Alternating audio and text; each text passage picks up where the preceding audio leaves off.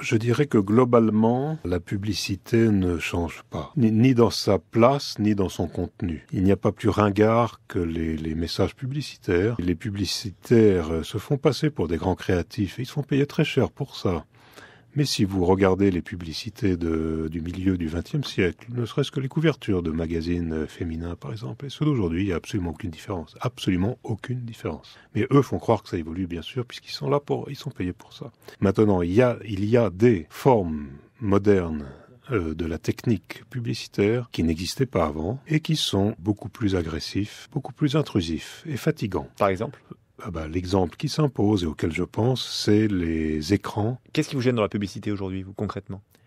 Mais ce qui me gêne aujourd'hui dans la publicité, c'est la même chose que ce qui me gênait il y a quelques dizaines d'années, c'est qu'elle constitue une violence, elle casse mon cadre de vie, elle casse ma concentration, elle me tire par le coin de l'œil comme des gens importuns vous tirent par la manche pour attirer votre attention sur eux. Elle passe son temps à m'attirer par des moyens plus ou moins violents, ce qui fait que j'ai du mal à me concentrer sur ma vie intérieure. Aujourd'hui, les déboulonneurs, par exemple, pour prendre cet exemple d'association que vous connaissez bien, il y a eu plusieurs petits procès à cause de ce qu'ils ont fait, des dégradations notamment.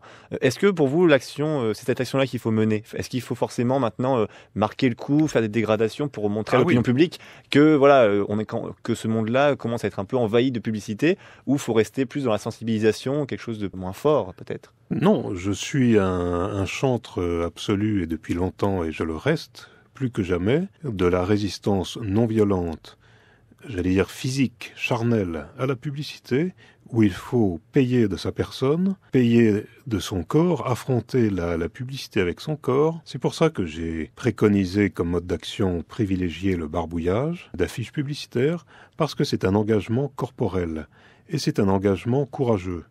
On dit souvent aux antipublicitaires, mais quand vous barbouillez des affiches, vous faites votre publicité, celle de votre collectif, les déboulonneurs, etc. Et je dis peut-être, mais la différence entre nous et les publicitaires, c'est que nous avons le courage d'être physiquement présents à côté de nos œuvres pour éventuellement débattre avec les gens qui ne sont pas d'accord.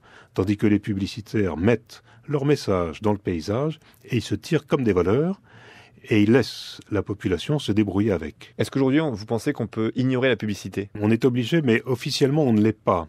Je m'explique. Il y a un cas très actuel, c'est la place de la Bastille à Paris. Depuis plus d'un an, il y a une publicité monstrueuse autour du pied de la colonne de la Bastille, la colonne de Juillet. J'ai réussi, miraculeusement, et j'en suis très fier, je dis ça avec orgueil, à ne jamais voir le message publicitaire. Mais au prix de quel effort ? Au prix de quelle concentration ? Que je sois à vélo, en bus, en voiture, à pied, je dois faire un effort surhumain pour échapper à cette publicité gigantesque de la place de la Bastille. Est-ce que vous vous êtes jamais dit vous êtes jamais découragé un jour ? Si, j'ai un sentiment d'échec par rapport à ce que furent mes objectifs au départ, de conscientisation de la population, et quand je vois le peu de résultats obtenus par nous autres militants, malgré cela, parce que la résistance à la publicité, c'est une musculation. Pendant que vous résistez à la publicité, vous vous musclez pour résister à toutes les formes de propagande totalitaire, fasciste et autres. Est-ce qu'aujourd'hui, pour vous, l'État français fait ce qu'il faut